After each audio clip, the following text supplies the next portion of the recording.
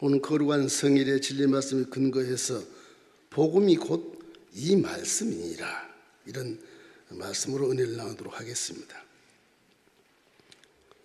가을이 오면 사람이 환경에 예민한 분들은 낙엽이 떨어지면 와, 나도 떨어지겠구나. 모든 나무들이 다 이파리를 벗고 앙상한 나뭇가지가 되면 와, 수치스럽다, 절망이구나 이거. 이렇게 스스로 마음이 불안하고 외롭고 내 마음에 절망이 와서 사색을 많이 즐긴 분들이 꽤 많습니다. 오늘 이 성경에 나타난 나무의 비유를 통해서 신앙의 기초를 여러분이 잘 알게 되시기를 주의 이름으로 축원합니다. 첫째로 깨달을 것은 인생은요, 풀과 같고 그 영화는 꽃이랍니다. 이것도 가을이 되면 풀은 시들고 꽃이 마르니 참 기가 막히지 않습니까? 인생이 그런 거라 그러니. 이 프랑스의 시인인 아폴로 네르라고 하는 사람이 있어요. 아주 유명한데 이분이 아주 가을의 사색을 너무 깊이 해서 그 시를 보면 감동이 아니라 절망이 오는 것입니다. 그 시에 첫째로 이렇게 되어 있습니다. 황금빛으로 병든 가을아, 너 가을아, 너는 죽으리라. 이 마르고 떨어지는 인생에 대해서 인생의 만추를 상징하는 그 의미를 내 마음에 가득 채워버리니까 이 가을을 개탄하는 그런 심정으로 고백하는 시를 쓰는 것이죠. 여러분, 그러나 가을이 그렇게 낙엽이 떨어진다 그래서 인생이 망하지 않는 것입니다. 성경은 항상 희망을 내세우는 것입니다. 가을은 비록 절망의 계절이라고 하지만 절대 그런 것이 아니고 오히려 희망의 계절일 수 있는 것입니다. 왜냐하면 가을은 결코 낙엽만의 계절이 아니고 그 열매 속에 있는 미래에 또 그 나무와 그 이파리와 그 꽃과 열매를 다시 볼 수 있는 기대가 있기 때문에 희망찬 것입니다. 그 생명의 열매는 희망을 주는 거예요.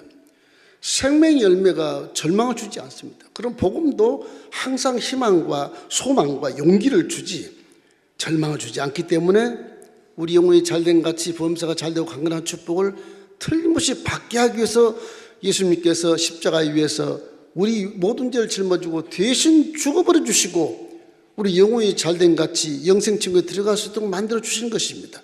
그것이 복음이라고 하는 것입니다. 그래서 자연계시는 하나님 말씀으로 지어진 세계를 보고 만물 속에 있는 신성을 깨닫고 창조주 앞에 인생은 엎드리는 것입니다.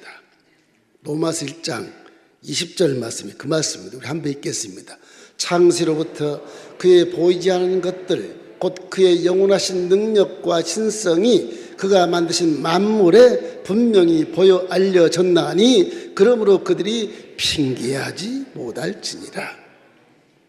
하나님은 천지만물을 다 지으셔서 말씀으로 지었기 때문에 이 꽃 속에 이 풀 속에 하나님의 의미가 다 들어가 있는 것입니다. 성경이 없어도 구약 3,500년 전에는 성경이 없어도 자연을 바라보고 와, 신이 있구나 깨닫게 하는 거예요. 그래서 하나님이 이 땅에 비록 하나님을 범죄해서 쫓김받은 인생들이나 어두운 곳에서 당신의 분신의 영을 사랑하시기 때문에 이러한 계시를 보고 알게 하시고 또 특별한 계시를 성경을 보고 알게 하시고 또 선지자들의 예언을 통해서 깨닫게 해주시는 것입니다. 가을을 맞이할 때 여러분 마음에 특별히 남자분들 가을을 굉장히 좋지 않게 여겨. 낙엽이 떨어지니까 아, 인생이 허무하구나. 인생은 다 산 것처럼 소설의 주인공처럼 사색할 때가 꽤 많죠. 절대 그런 생각하지 마십시오. 그건 마귀가 준 생각인 것입니다. 여러분에게는 존재 이유와 목적이기 때문에 여러분은 사명 다할 때까지는 항상 이 세상에 있어야만 돼요. 다 끝나면 하나님이 알아서 다 불러가시는 것입니다. 우리 이 세상에 있는 동안만큼 우리가 소망과 용기를 가지고 열심히 말씀대로 순종해 살아가는 것이야말로 하나님을 기쁘게 하는 것이기 때문에 죄송합니다. 감기 좀 있어서. 예수님 오기 전 700년 전에 이사야 대선지자가 계시를 받습니다. 똑같은 같은 말씀이 있어요. 이사야 40장 6절로 8절 우리 한번 읽어보십시다. 말하는 자의 소리여 이르되 외치라. 대답하되 내가 무엇이라 외치리이까 하니 이르되 모든 육체는 풀이요 그의 모든 아름다운 들의 꽃과 같으니 푸른 마르고 꽃이 시들은 야외의 기운이 그 위에 붐이라. 이 백성은 실로 풀이로다. 푸른 마르고 꽃은 시드나 우리 하나님 말씀은 영원히 서리라 하라. 이 백성은 실로 풀이로다 그렇게 말씀하신 겁니다. 우리 인생들을 하나님이 실로 풀이로다. 여러분이 다 풀입니다. 풀. 그 풀처럼 사셔야 된다는 의미를 얘기하시면 이 복음이 바로 이 말씀이라 이렇게 말씀하시는 것입니다. 제가 지어서 하는 게 아니에요. 일반적인 계시가 하나님 계시 우리 앞에 다가왔다는 것을 이사야 선지자가 설명해 주고 있는 것입니다. 이렇기 때문에 하나님 보시기에 심히 들어왔더라 하신 것처럼 우리도 하나님의 자녀로서 자연을 누리면서 창조주 하나님을 자꾸 생각하면서 천고마비의 계절 황금 들녘의 그런 모습을 바라보고 감사하고 축복하고 정말로 우리 영혼이 잘된 같이 범사가 잘돼 가시면 바로 비를 내리시고 햇볕을 주는 하나님이시구나 이걸 생각하라고 하는 것입니다. 목사님 무슨 나무 보고 무슨 사람 같죠? 식물은 사람과 같습니까?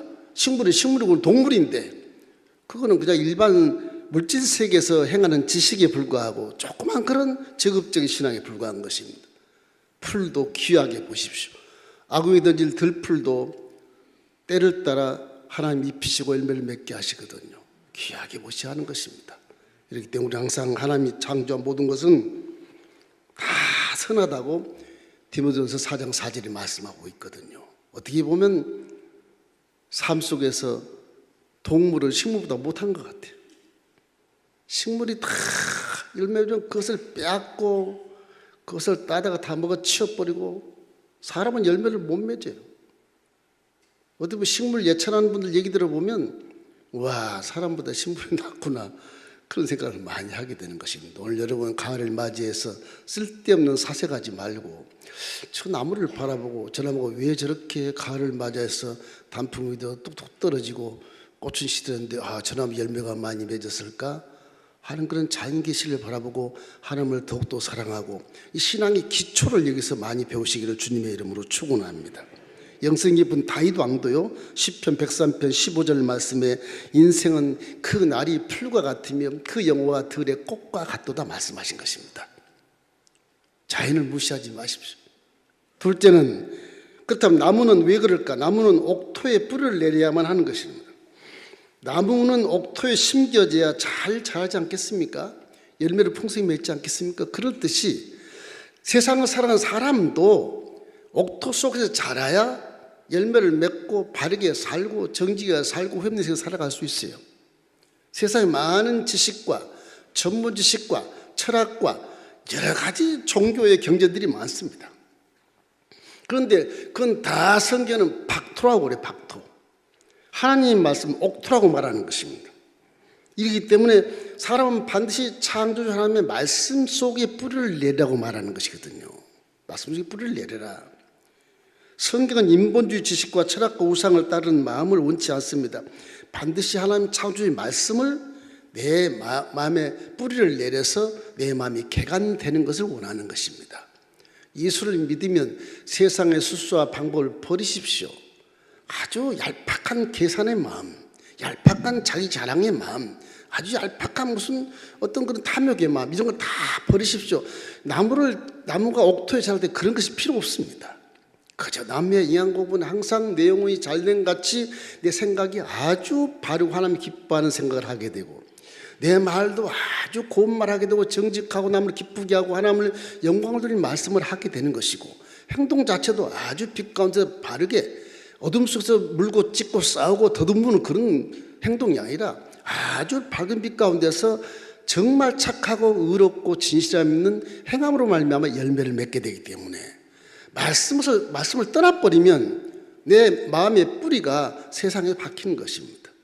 항상 말씀 속에 여러분을 뿌리를 내려야 그것을 옥토라고 그러는데 그 옥토의 뿌리를 내려야 거기에서 생각과 말과 행동에 영양 공급이 제대로 받을 수 있어 사람을 기쁘게 하는 삶을 살 수 있게 되는 것입니다. 바로 말씀이라는 거죠. 말씀이 왜 그럴까? 세상 수수자 봉도 굉장히 좋은데 남 속에서 일학 천금을 하고 로또복을 맞춰 한 천금을 벌고 그게 좋은 건데 왜 그럴까? 그렇죠. 그것이 박토고 하나님의 말씀은 옥토라고 하는 것이죠. 왜 그럴까? 제가 항상 얘기하잖아요. 시편 19편 7절 8절 말씀 우리 한번 전체 한번 읽어보세요. 야의 율법은 완전하며 영혼을 소생시키시고 야의 증거는 확실해서 무드란 자를 지혜롭게 하고 야의 교훈은 정직해서 마음을 기쁘게 하고 야의 계명은 순결해서 눈을 밝게 하시는 도다. 세상의 지식이 전문 지식이 연구때 아주 초인류를 간다고 하는 그런 과학적인 그런 어떤 발명도 우리 눈에 밝게 하지 못하는 것입니다. 마음을 정직하지 못하게 인성을 바꿀 수 없어요. 그건 다 지상 물질 세계에서 만들어낸 선생들이 살아보니까 이렇더라. 그걸 명언이라고 그러고 뭐 그렇게 하지만 이렇더라. 그래서 너 이렇게 살아라 말하는 것이 다 성경에 다 있는 것이고요. 성경의 저 밑바닥에 적혀 있는 글인 것입니다. 하나님 말씀은 지식과 체험과 경험 이상을 뛰어넘어서 초월해서 하는 창조의 말씀이기 때문에 이 창조의 말씀을 믿고 살아야 인생에 어디서 와서 무엇 때문에 살고 어디로 가는지 내가 무슨 생각을 하고 내가 무슨 말을 하고 내가 무슨 행동해야 될 것인가를 알 수 있기 때문에 그런 것입니다. 여기에 항상 대인관계에 문제가 생겨요. 모르니까 실수하게 돼. 모르니까 자랑만 하게 되고 교만하고 욕심 품고 남을 속이고 수수방법 똑같이 살아요. 안 되잖아요. 하나님 말씀대로 살기를 주의 이름으로 축원합니다. 오늘 자연계시를 통해 하나님 섭리를 우리 눈으로 볼 수 있게 지금 하신 것입니다. 본문 보십시오. 베드로서 1장 24절 25절 다시 한번 읽겠습니다.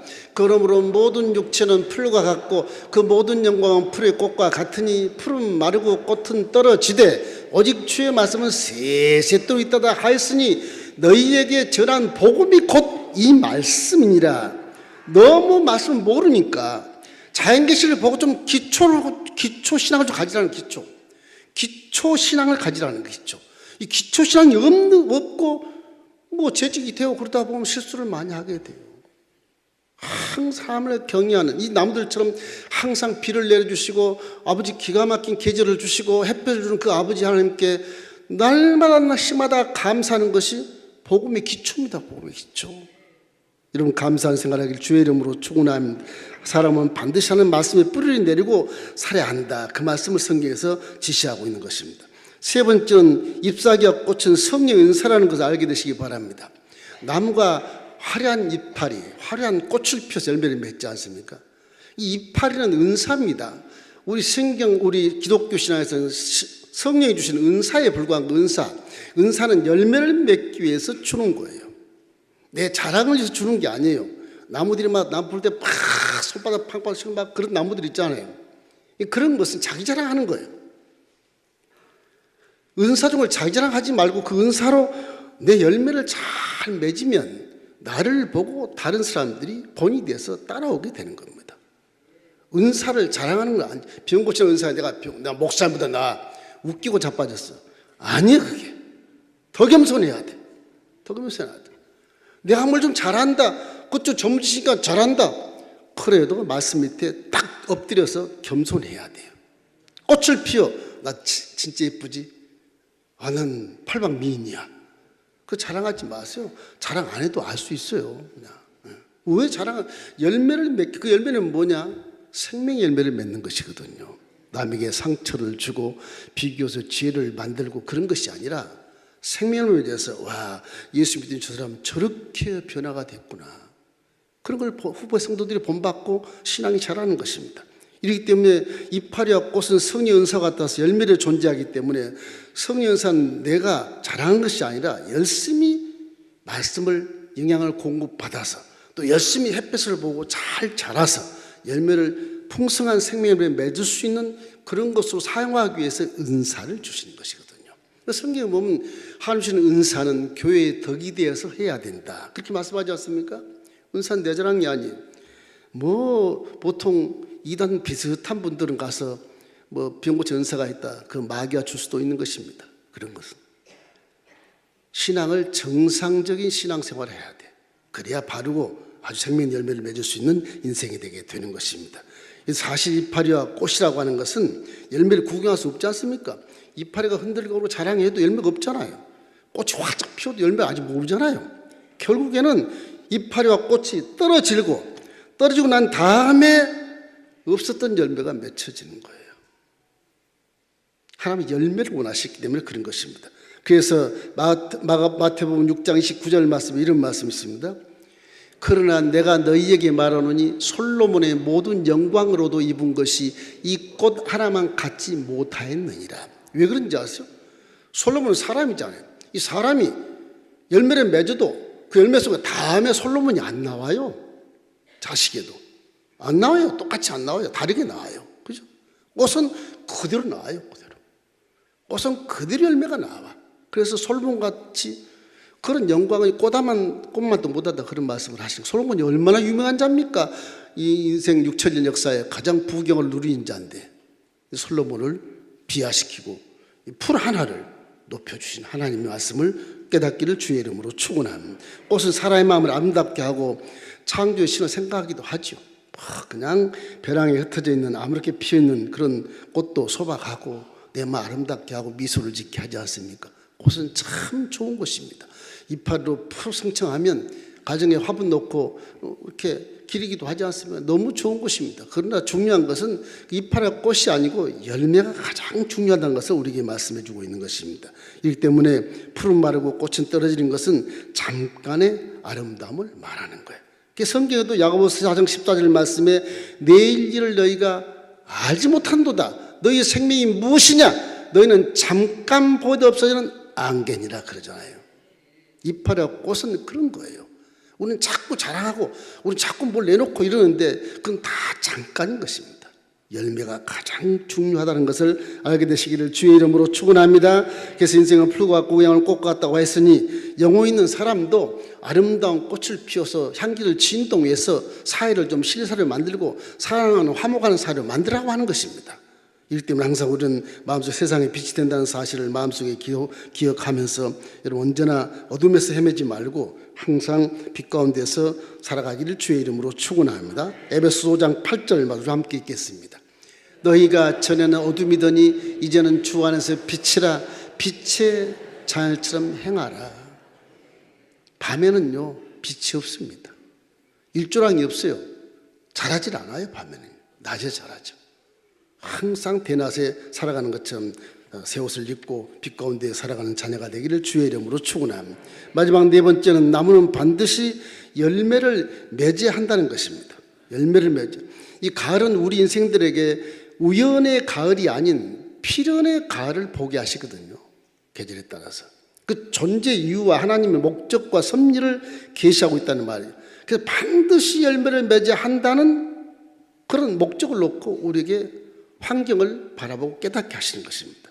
이태리의 밀라노의 거부 암브로시스라고 하는 사람은 십자가에 달린 예수는 나무에 달린 사과 열매라 그렇게 말하면서 은혜가 영생한 구원의 열매를 맺었기 때문에 그렇다 그렇게 말씀했는데, 정말 이것을 하나님께서 우리에게 사명을 깨닫게 알게 하기 위해서 우리에게 자연 계시를 주고 있는 것입니다. 마태복음 6장 30절로 32절 우리 함께 읽겠습니다. 오늘 있다가 내일 아궁이에 던지는 들풀도 하나님이 이렇게 입히시거든 하물며 너희일까 보냐. 믿음이 작은 자들아, 그러므로 염려하게 이르기를 무엇을 먹을까 무엇을 마실까 무엇을 입을까 하지 말라. 이는 다 이방들이 구하는 것이라. 너희 하나아버지께서 이 모든 것이 너에게 있어야 할 줄을 아시느니라. 그러니 너희는 그의 나라와 의를 먼저 구하라고 말하는 것입니다. 그것이 결론이 있어요. 결론. 우리의 삶은 이유가 목적은 다 하나님의 영광을 위해서 살아가야 본인의 존재가 되는 것입니다. 마귀의 영광을 살아가는 것은 대적하는 자요. 하나님의 영광을 살아가는 것이 하나님의 뜻이라고 하는 것을 우리에게 가르쳐주고 있기 때문에, 그럼 우리도 영적인 계절의 기회에 예민하고 좀 민감해서 잘 생각을 바꾸고 또 순종을 하고 주어진 사명의 열매를 풍성히 맺기 위해서 열심히 다가면서 피를 주시고 햇볕을 주시는 하나님께 영광을 자꾸 돌리며 거기에서 우리가 탄소 조각을 통해서 풍성한 열매를 맺게 되면 하나님 기뻐하시고 상급을 예비하게 될 줄로 믿습니다. 이런 사람이란 영원한 나무가 하나님 말씀에 뿌리를 내려야 하고 그래야 구원을 받습니다. 영양 공급을 받고 꽃을 피우면 그때 나비 같은 성령이 날라와서 수정해서 열매를 맺게 하는 것입니다. 항상 우리 입에 나오는 말과 생각과 행동이 성령이 기뻐하시는 말과 생각, 행동이 된다면은 성령이 여러분께 오셔서 도와주시고 수정해서 열매를 맺게 하는 것처럼 우리 인생의 열매는 주렁주렁 맺게 될 것이고 인생은 참 후염성 살아가는 것이고 하나님께 영광되는 그런 삶을 살 수 있다고 말씀하신 것, 이것이 바로 믿음이라고 하는 것입니다. 그럼 오늘 가을에 나무를 바라보고 와, 참 가을은 참 우리에게 계시하는 것이 많구나. 인생이 풀과 꽃과 같다고 말하니 이건 내 나무 뿌리가 옥토에 잘 박혀야 되겠구나. 와, 내가 먹고 있고 마시 누린 일에 열심히 하면서 자랑도 있고 아름다운 꽃도 있겠지만 이 모든 건 다 열매를 맺기 위한 것이므로 내가 자중하면서 열매를 많이 맺어야 되겠구나. 이런 믿음을 가지고 살게 되시기를 주의 이름으로 축원합니다. 베드로전서 1장 25절 읽고 마치겠습니다. 오직 주의 말씀은 세세토록 있도다 하였으니 너희에게 전한 복음이 곧 이 말씀이니라.